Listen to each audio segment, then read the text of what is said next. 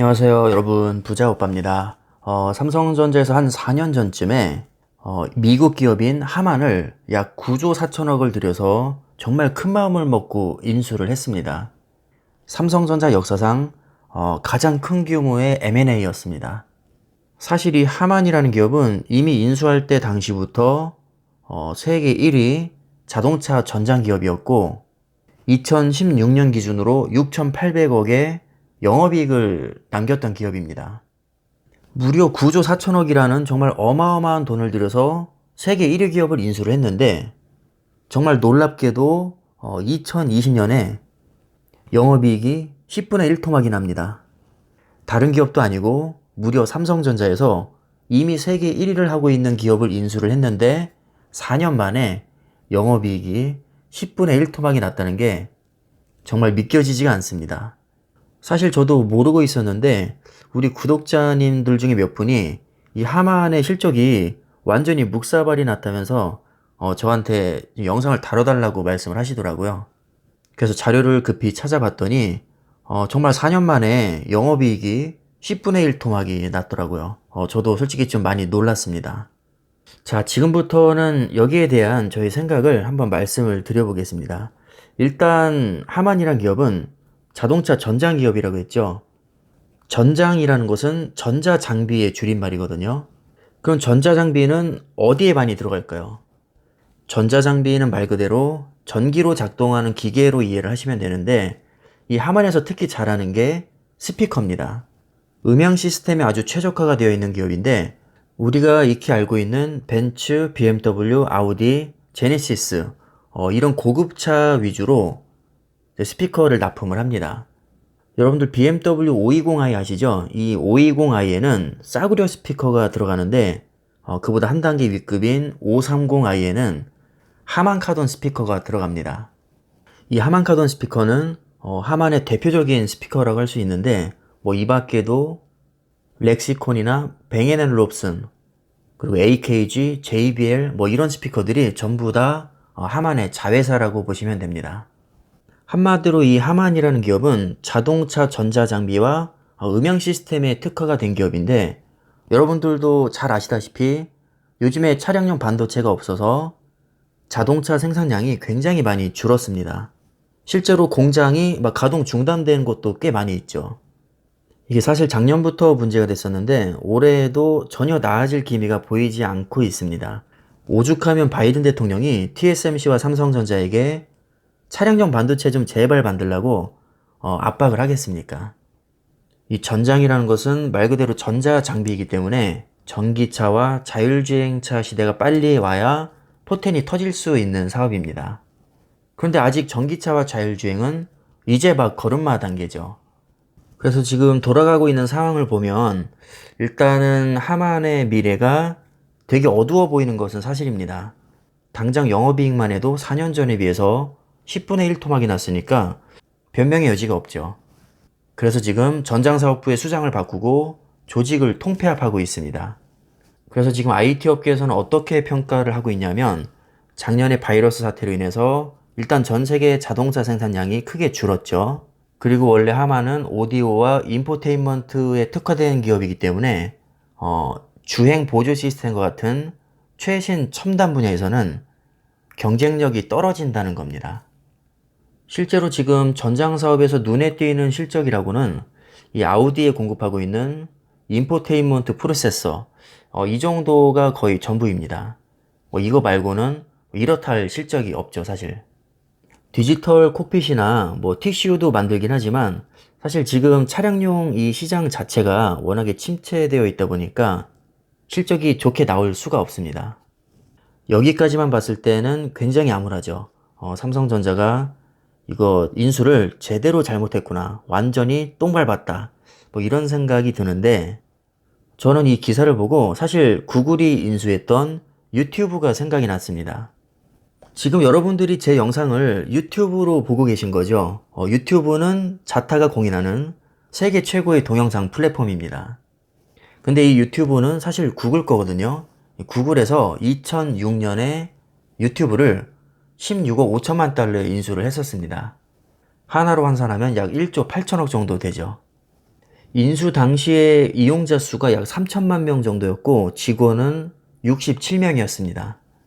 구글이 인수했으니까 유튜브가 처음부터 엄청 잘 나갔을 것 같은데 실제로는 정반대입니다. 이건 2009년 기사인데요. 그러니까 인수한 지 약 3년 후입니다.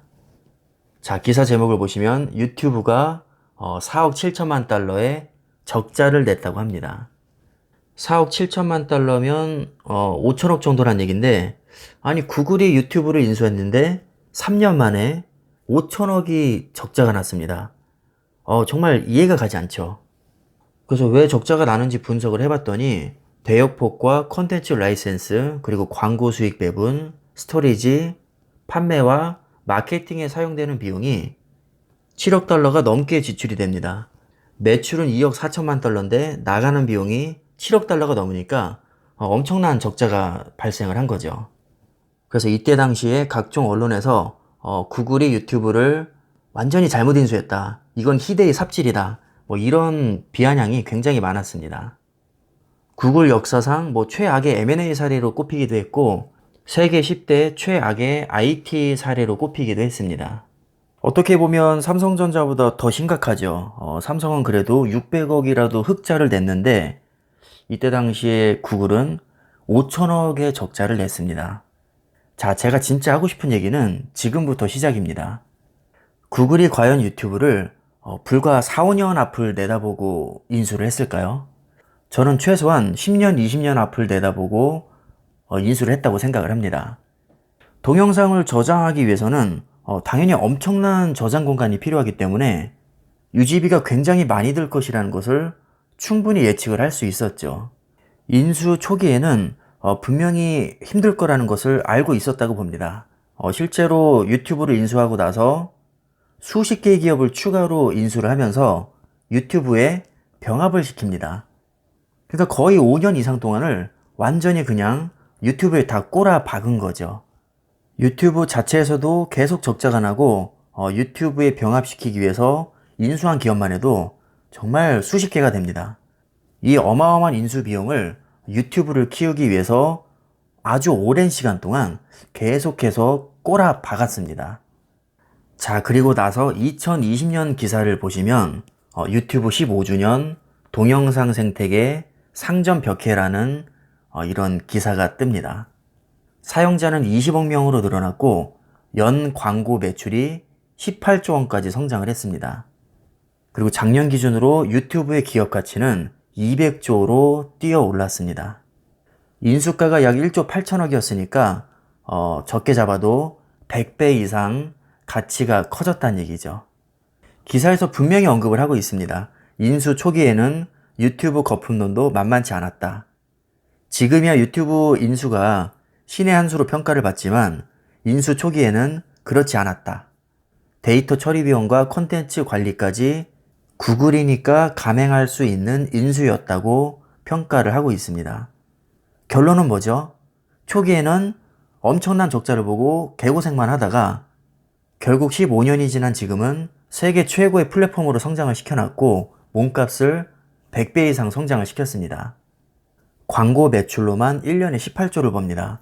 이 광고 말고도 월 정액제도 있고 영화도 있고 음악도 있고 굉장히 많은 또 사업 구조가 있거든요. 그런 것까지 다 합치면 실제로는 18조를 훨씬 뛰어넘을 겁니다. 자, 다시 하만 얘기로 돌아와서 지금 4년 만에 영업이익이 10분의 1 토막이 났는데 과연 삼성전자가 이 하만이라는 기업을 4, 5년 앞을 내다보고 M&A를 했을까요? 저는 최소 20년 앞을 내다보고 인수를 했다고 생각을 합니다. 지금 흘러가는 분위기가 구글이 인수했던 유튜브와 거의 흡사합니다. 어떻게 보면 유튜브보다는 조금 나은 것 같기도 합니다. 왜냐하면 최소한 적자는 아니니까요. 제가 생각할 때 하만의 포텐은 전기차와 자율주행이 폭발적으로 성장하는 시기에 터질 거라고 봅니다. 자, 지금 우리 주변을 둘러보면 전기차보다는 내연기관차가 훨씬 더 많습니다. 그리고 현재도 전기차보다는 내연기관차가 훨씬 더 많이 생산이 되고 있죠. 자율주행도 마찬가지입니다. 기껏해야 차선 이탈 경보 시스템이나 차간 거리를 일정하게 유지시켜주는 어댑티브 크루즈 컨트롤, 뭐 이 정도가 다거든요. 그나마도 일부 고급차에만 그런 기능이 탑재되어 있지 아직까지 대다수의 자동차들은 그냥 사람이 다 합니다.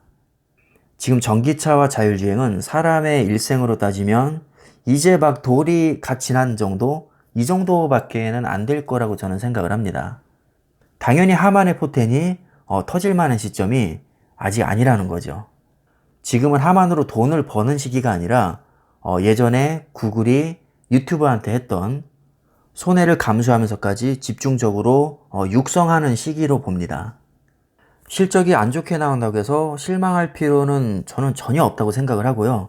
오히려 실적이 나오기 전에 저평가받고 있을 때 주식을 꾸준히 더 모아야 된다고 생각을 합니다. 하만이 포텐 터지려면 제가 볼 때는 아직 멀었습니다. 파운드리 포텐도 아직 멀었습니다. 아마 포텐이 터질 때쯤이면 이미 주가는 좀 많이 올라 있을 거라고 생각이 되는데 우리는 길게 보는 사람들이니까 포텐이 터지기 전에 남들이 거들떠 보지 않을 때 부지런히 모아야 됩니다. 제가 너무 희망회로 돌리는 거 아니냐고 생각하시는 분들도 분명히 계시겠지만 원래 주식은 희망회로를 돌리면서 하는 거죠. 현재의 가치보다 미래의 가치가 더 높을 것이라고 생각을 하고 투자를 하는 게 맞는 겁니다. 애초에 희망회로가 안 돌아갔다면 삼성전자 주식을 당연히 매수하지 않았겠죠. 그래서 결론을 내리면 이 하만의 충격적인 실적은 뭐 어떻게 보면 너무나도 당연한 것이고 포텐이 터지기 위한 하나의 과정이라고 봅니다. 구글이 유튜브를 어떻게 키웠는지를 보시면 아마 답이 보일 겁니다. 제가 항상 말씀드리죠. 삼성전자는 1, 2년을 내다보고 투자하면 안 됩니다. 최소한 10년 이상을 내다보고 투자를 하셔야 되는 종목입니다. 자, 그럼 제 생각은 이 정도면 정리가 된 것 같습니다. 투자에 참고하시고요. 제 생각에 뭐 동의를 하셔도 좋고 안 하셔도 좋습니다. 모든 사람의 생각이 다 똑같으면 그게 더 이상한 거죠. 생각이 다른 게 당연한 거니까 판단은 여러분들 스스로 하시면 되겠습니다. 자, 그럼 오늘 영상은 여기까지 하겠습니다. 감사합니다.